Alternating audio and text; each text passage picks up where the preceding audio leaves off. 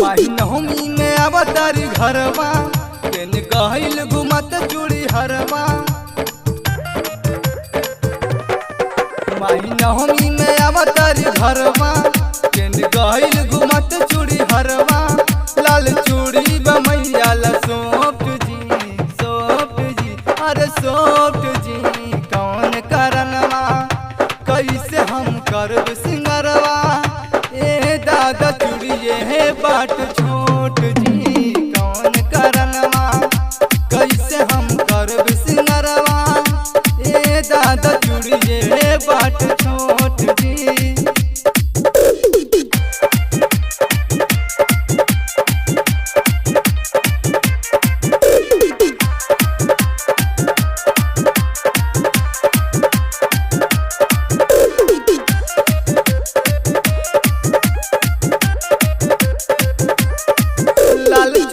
ले आई लाल हम ले आई कोनो कमी कसर नहीं छोड़ा। माई के आसन सजाई महलिन के बुलाई ने हमारी से गजबे के जोड़ा।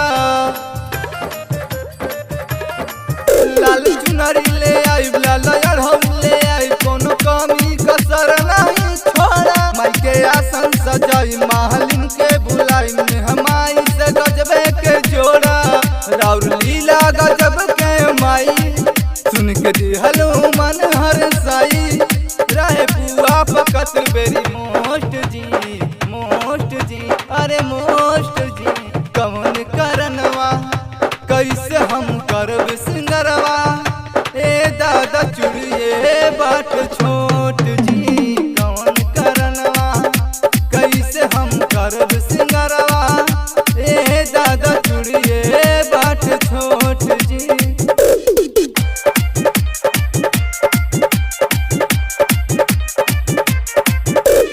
म्यूजिक डायरेक्टर धर्मेंद्र राज।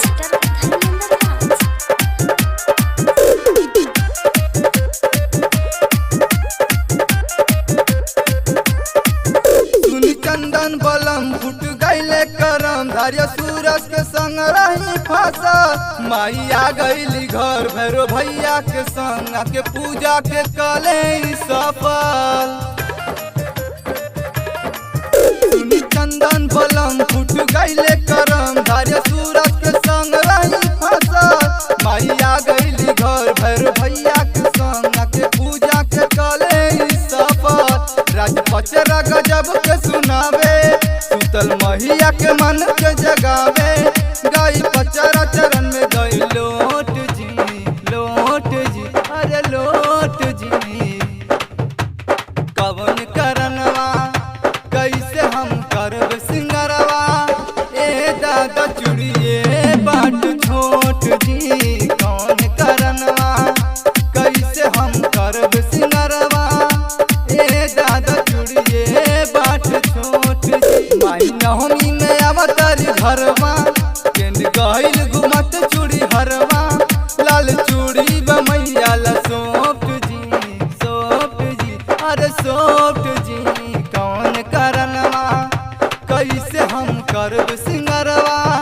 ए दादा चूड़िए है बाट छोट जी कौन करनवा कैसे हम करब सिंगरवा। ए दादा चूड़िए बाट छोट।